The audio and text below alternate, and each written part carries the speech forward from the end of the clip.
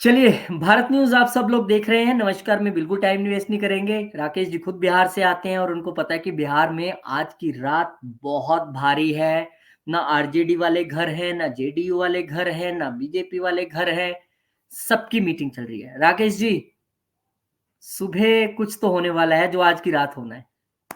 देखिए, मैं आपको बता दूं कि अभी जनता दल यूनाइटेड के सभी नेताओं के बीच गहमा-गहमी का दौर जारी है। कुछ लोग सीधे तौर पे बैठक में बैठे हुए हैं, कुछ लोग वर्चुअली बैठे हुए हैं, कुछ लोग टेलीफोन के जरिए एक दूसरे के संपर्क में बने हुए हैं। यही हाल आरजेडी का भी है। आरजेडी के तमाम नेता जो हैं, वो एक दूसरे के संपर्क में हैं, बैठक में हैं। कुछ लोग जो है सो अ, लालू यादव के आवास पे हैं, कुछ लोग आरजेडी के दफ्तर में हैं। इसी तरीके से जो सबसे बड़ा सवाल ये है कि आखिर आरजेडी और जेडीयू के बीच का जो ये बिखराव है, ये जो टूट की खबर आ रही है, ये जो एक दूसरे के साथ जो होने की बात कर रहे थे, वो अब दोनों की राहें जुदा हो रही हैं, तो इससे फायदा किसका है? नुकसान किसका है? या इसमें किसका घाटा? ये बड़ा सवाल है और इस नफा नुकसान और सियासी समीकरण के बीच जो सबसे बड़ी बात उभर कर सामने आ रही है कि क्या नीतीश कुमार जो पिछले 18 साल से राज्य के मुख्यमंत्री की कमान संभाले हुए हैं, क्या इतनी आसानी से मुख्यमंत्री की कुर्सी छोड़ देंगे? और अगर छोड़ देंगे तो इसके बदले में जो सौदेबाजी होगी, जो सियासी सौदेबाजी होगी, उसमें उन्हें क्या मिलेगा या उसमें उन्होंने क्या शर्तें रखी हैं? ये सवाल भी सबसे बड़ा अहम है क्योंकि इस बार जैसी खबरें आ रही है कि पिछली बार की तरह जैसे हर बार बीजेपी नीतीश कुमार को चेहरा बनाकर, मुख्यमंत्री बनाकर और राज्य में जो है उनके साथ सरकार साझा करती थी। लेकिन अब इस बार बीजेपी ने बाजी पलट दी है। बीजेपी ने करवट बदल दिया है। बीजेपी ने कहा है कि नीतीश बाबू आपके साथ हमने सत्ता की साझेदारी करके देख ली और जब-जब हमने राज्य की कमान आपके हाथ में दी है, आपने हर बार हमें आईना दिखाया है, हर बार हमें धोखा दिया है। तो इसलिए अब सत्ता में साझेदारी संख्या बल के आधार पे होगी और संख्या बल हमारी सबसे ज्यादा है।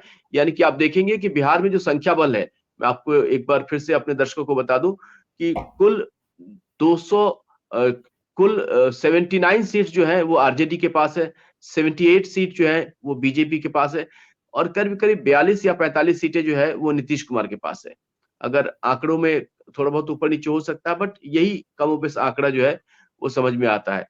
तो उसके बाद फिर कांग्रेस, फिर कम्युनिस्ट और तमाम दूसरे जो हम हैं और तमाम दूसरे पार्टी हैं। तो इसमें जो संख्या बल है बीजेपी के पक्ष में है और लगभग-लगभग आधी सीट कहते हैं ना कि अगर 78 बीजेपी के पास है तो 40 या 45 सीटें नीतीश कुमार के पास है। तो ऐसे में बीजेपी का पलड़ा वैसे भी भारी है और मौजूदा जो राजनीतिक माहौल है, आखिर नीतीश कुमार जो है, क्यों अचानक से नीतीश कुमार का मन क्यों बदला? आखिर नीतीश कुमार अचानक से कल तक जो बीजेपी को 10 कहते हैं ना कि बीजेपी में 10 खामियां गिनाते थे, बीजेपी के ऊपर सवाल खड़ा करते थे, जातिगत जनगणना का उन्होंने एक चक्रव्यूह फेंका था और उसके बाद जो है राज्य की राजनीति में वो अपने आप को जो है वो सबसे बड़ा पैरोकार मानने लगे थे। उन्होंने इंडी गठबंधन की बुनियाद रखी और बीजेपी के खिलाफ तमाम ऐसे सियासी चाल उन्होंने चलने शुरू कर दिए कि आगे आने वाले चुनाव में वो किसी भी तरीके से मैदान मारने की स्थिति में हो। लेकिन जब एक के बाद एक उनके सारे कहते हैं ना कि अ, उनकी सारी चालें एक के बाद एक जब फ्लॉप साबित होने लगी या किसी का भी ठोस परिणाम नहीं आया या दूसरे शब्दों में कहें कि बीजेपी ने उनके हर चाल की काट निकाल दी और जब उन्हें लगा कि अब सियासत में उनके पास कोई विकल्प नहीं बचा है क्योंकि देश का और राज्य का जो सियासी माहौल है वो अब बिल्कुल बदल चुका है। देश राममय है, बिहार भी उन्हीं में से एक है और बिहार में भी जो स्थिति है वो राममय है। भक्तों का पूरा उन्मा कहते हैं ना कि भक्तों में पूरा उमंग है। तो इस बात को लेकर के नीतीश कुमार भी मजे हुए सियासी खिलाड़ी हैं, राजनीतिज्ञ हैं और उनको ये बात समझ में आ गई होगी कि जनता का मिजाज क्या है, देश का मिजाज क्या है और ऐसे में अगर वो आरजेडी के साथ रहते हैं तो उनको कितना नुकसान हो सकता है। वैसे भी सीटों के मामले में वो आरजेडी के मुकाबले बहुत नीचे हैं, बीजेपी के मुकाबले बहुत नीचे हैं और अब अगर देश का जो सियासी तापमान है, देश का जो एक सियासी मिजाज है, उसको पढ़ने के बाद भी अगर नीतीश कुमार आरजेडी के साथ बने रहते हैं, तो इसका मतलब ये है कि उनको आने वाले समय में बड़ा घाटा उठाना पड़ेगा और इस घाटे को आज की तारीख में नीतीश कुमार सहने को तैयार नहीं है या इस स्थिति में नहीं है कि अब वो सियासी तौर पर कोई और घाटा उठा सके। तो नफे नुकसान के इस कहते हैं ना कि कुर्सी के खेल में नीतीश कुमार के सामने अब एक ही विकल्प बचा है कि या तो वो बीजेपी के साथ जाए और नहीं तो फिर आरजेडी के साथ रह करके सियासी नुकसान उठाए। और सियासी नुकसान नीतीश कुमार को मंजूर नहीं है। यही वो वजह है कि नीतीश कुमार चाह करके भी अब कुछ कर नहीं पा रहे हैं और बीजेपी की शर्त जो है अब वो मानने को तैयार है। यानी कि जो खबरें छन के आ रही है वो यही संकेत कर रही है कि नीतीश कुमार जो है वो सियासी मोल भाव में मुख्यमंत्री की कुर्सी का पद छोड़ दे, पहली शर्त। दूसरी शर्त कि बीजेपी जो कह रही है, यानी कि जो लोकसभा का चुनाव हो रहा है, उसके साथ-साथ वो विधानसभा का चुनाव भी करा दे, यानी कि बिहार विधानसभा को भंग कर दे। तो ऐसे तमाम राजनीतिक संकेत मिल रहे हैं और ये जो बैठकों का दौर जो अभी चल रहा है, उस बैठकों के दौर में बीजेपी भी अपने नेताओं के साथ बैठक कर रही है, आरजेडी भी अपने नेताओं के साथ बैठक कर रही है, जेडीयू भी अपने नेताओं के साथ बैठक कर रही है और इस बीच जो ताजा अपडेट है वो ये है कि अ, चिराग पासवान की जो पार्टी है, यानी कि अ, लोक जनशक्ति हमारा पर। जो लोक जनशक्ति पार्टी रामविलास जो है, तो लोक जनशक्ति रामविलास के जो हमारे लीडर हैं चिराग पासवान, उन्होंने भी अपने नेताओं के साथ बैठक शुरू कर दिया है और ये जो खबर है वो ये है कि बैठक जारी है। तो ये जो बैठक है, सभी राजनीतिक दल अचानक से इस सर्द रात में बैठकों के दौर और एक के बाद एक संपर्क, संबंध ये सब कायम करने पे आखिर क्यों तुल गए हैं? यानी कि ये जो रात है या आने वाला जो 24 घंटा है, वो बिहार के पूरे राजनीतिक सियासी समीकरण को बदल कर रख सकता है, ऐसी संभावना भी है और आशंका भी। संभावना और आशंका इस दोनों के 2 पहलू हैं, एक सकारात्मक है, दूसरा नकारात्मक है। संभावना बीजेपी के लिए हो सकती है, आशंका आरजेडी के लिए हो सकती है। यानी कि जहां सरकार बनेगी, वहां संभावनाओं के द्वार खुलेंगे और जहां सरकार से जो बाहर होगा उसके लिए आशंकाओं के बादल घिरेंगे। तो ये 2 ऐसी चीजें हैं जिस पर कि हमें ध्यान देने की ज़रूरत है। हाँ, अब आप कहेंगे कि चिराग पासवान और लोक जनशक्ति पार्टी रामविलास का इस पूरे खेल में क्या भूमिका है? तो मैं आपको ये साफ कर दूं कि दुनिया जानती है कि नीतीश कुमार और चिराग पासवान एक-दूसरे को फूटी आँख नहीं सुहाते। दोनों के बीच 36 का आंकड़ा है और इस 36 के आंकड़े में क्या नीतीश कुमार को वो सारी सीटें मिल पाएंगी या कहीं कुछ चिराग पासवान के सीटों की संख्या में फेरबदल, कटौती या सीट इस सीट की जगह वो सीट की जगह वो सीट। तो ये जो सीटों की साझेदारी है, तालमेल है और जो सीटों का आवंटन है, उसमें गुणागणित में कितना किसके पक्ष में, कितना किसके विपक्ष में और कौन कितना नुकसान में और कौन कितना फायदे में। तो ये जो एक खेल है, इस खेल को लेकर के पेच थोड़ा फंसा हुआ है और मुझे लगता है कि नीतीश कुमार आखिरी डिसीजन लेने तक यानी कि पाला बदलने से पहले वो इस गणित को भी सुलझाना चाहेंगे कि एनडीए के साथ आने के बाद जो लोजपा के साथ जो एनडीए का संबंध है या सीटों की जो साझेदारी है उसको लेकर के जो बात है, क्योंकि बात अब आखिरी दौर में पहुंच चुकी है, तो उसमें नीतीश कुमार को क्या मिलेगा या उसकी वजह से नीतीश कुमार को नुकसान तो नहीं होगा या लोजपा इस बात को लेकर के सतर्क हो गई और बैठक इसलिए कर रही है कि वो अपने नेताओं की राय लेकर के फिर वो एनडीए को ये मैसेज कन्वे करेगी कि आप जिसके साथ भी तालमेल करें, हमारी जो शर्तें हैं, हमारी जो बातें हैं और हमारे जो सीट है, उन सीटों पे वो कोई भी समझौता नहीं करना चाहेगी। तो नीतीश कुमार अगर एनडीए के साथ जाते हैं, तो यहाँ पे बीजेपी को थोड़ा संतुलन के साथ काम करना पड़ेगा कि वो नीतीश को भी एक सम्मानजनक स्थिति में रखें और चिराग पासवान को भी नीतीश की वजह से कोई नुकसान ना हो। यानी कि दोनों के बीच कहते हैं ना कि तराजू के दोनों पहलुओं को थामने की बीजेपी कोशिश करेगी, ताकि कहीं से भी किसी का नफा, किसी का नुकसान ना हो और जनता के बीच एक सम्मानजनक संदेश जाए कि बीजेपी नीतीश के साथ जाने का मतलब ये नहीं है कि बीजेपी नीतीश के एजेंडे पे काम करेगी। वो जनता के बीच ये मैसेज देने की कोशिश करेगी कि अगर बीजेपी नीतीश के साथ जा रही है, तो वो बीजेपी के अपने एजेंडे होंगे, बीजेपी का अपना मुख्यमंत्री होगा और बीजेपी का अपना कार्यक्रम होगा। नीतीश कुमार सहयोगी की भूमिका में रहेंगे, छोटे भाई की भूमिका में रहेंगे, मुख्यमंत्री की कुर्सी पे नहीं रहेंगे, बीजेपी बड़े भाई की भूमिका निभाएगी और हाँ, जहां तक चिराग पासवान का सवाल है, तो चिराग पासवान अब अपनी शर्तों पे राजनीति करने में सक्षम बताए जा रहे हैं। तो वो भी मुझे लगता है कि बीजेपी इस बात का ध्यान रखेगी कि जितना जो नीतीश कुमार को जितनी सीटें मिलनी है या चिराग पासवान को जितनी सीटें मिलनी है, तो दोनों के बीच जो सीटों को लेकर के टकराव की जो संभावना है, उसको वो मुझे लगता है कि पूरी तरीके से संतुलित करके इस मामले को एक सही रूप में, सही आकार में बिहार के जो सियासी समीकरण है, उसके हिसाब से चीज़ों को तय करेगी और एक बेहतर बिहार का विकल्प हो सकता है कि लोकसभा चुनाव से पहले बीजेपी जनता के सामने लेकर के आए। लेकिन फिर वही बात कि आज की रात बहुत भारी है।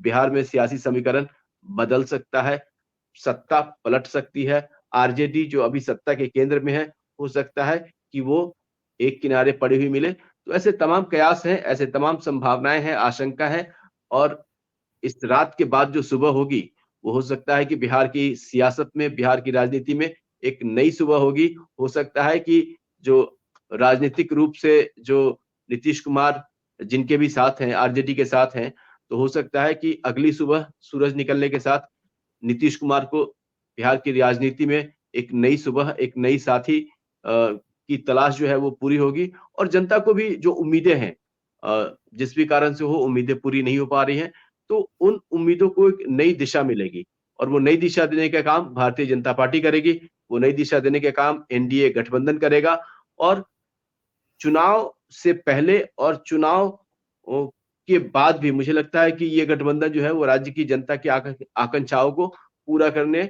या उस पर खड़ा उतरेगा।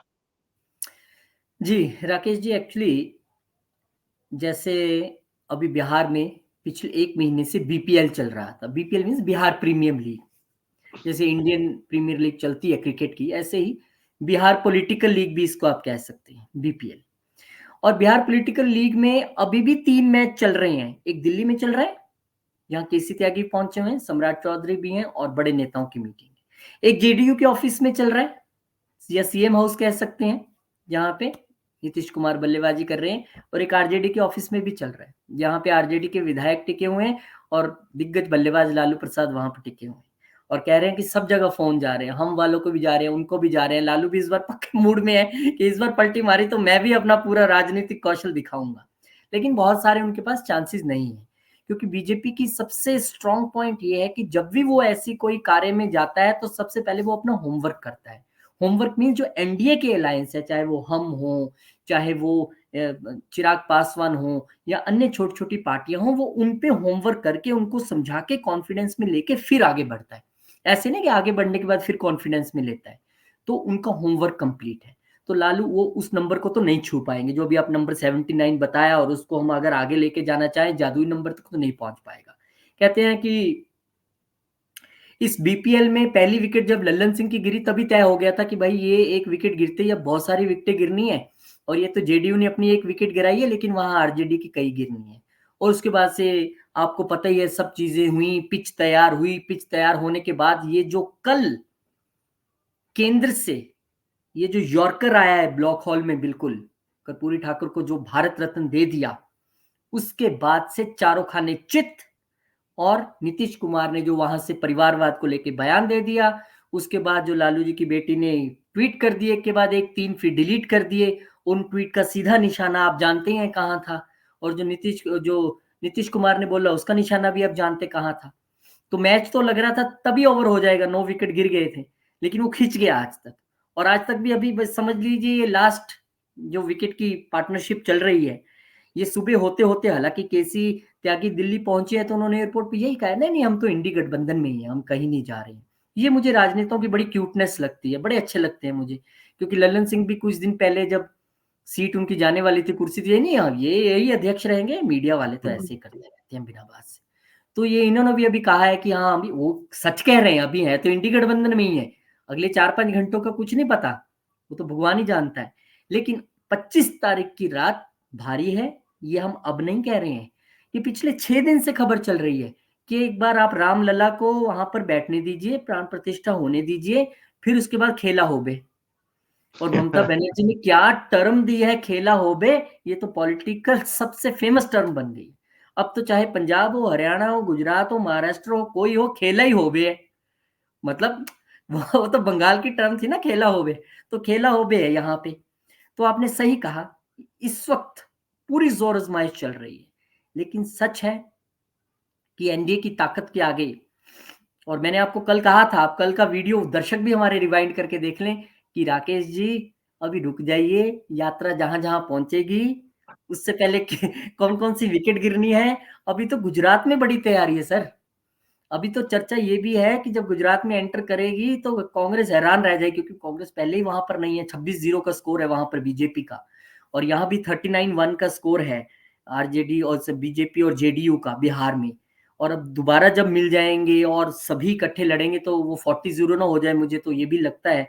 क्योंकि जिस तरीके से ये भी कहा जा रहा है कि कांग्रेस के कुछ खिलाड़ी भी संपर्क में हैं बिहार में जेडीयू के, तो यहाँ पे इतना कुछ चल रहा है इस लीग में कि आज की रात जिसने बिहार की पॉलिटिक्स को समझ लिया वो तो राजनीतिक पंडित हो गया। और डेफिनेटली मैंने ये सुना है कि बिहार के लोग रात को बहुत टाइम से सो जाते हैं और सुबह जल्दी उठते हैं। ये मुझे पता नहीं था राकेश जी, मुझे ये तब पता बिल्कुल। लगा मैं जब हम एक चैनल में इकट्ठे काम करते थे, तो मैंने उनसे पूछा ये सुबह सबसे पहला जो बुलेटिन आता है इसमें सारी खबरें बिहार की क्यों होती है ज्यादातर। कहते सर वो देखना पड़ता है ना कौन से स्टेट के लोग सबसे पहले उठते हैं, तो बिहार के लोग सबसे पहले उठते हैं।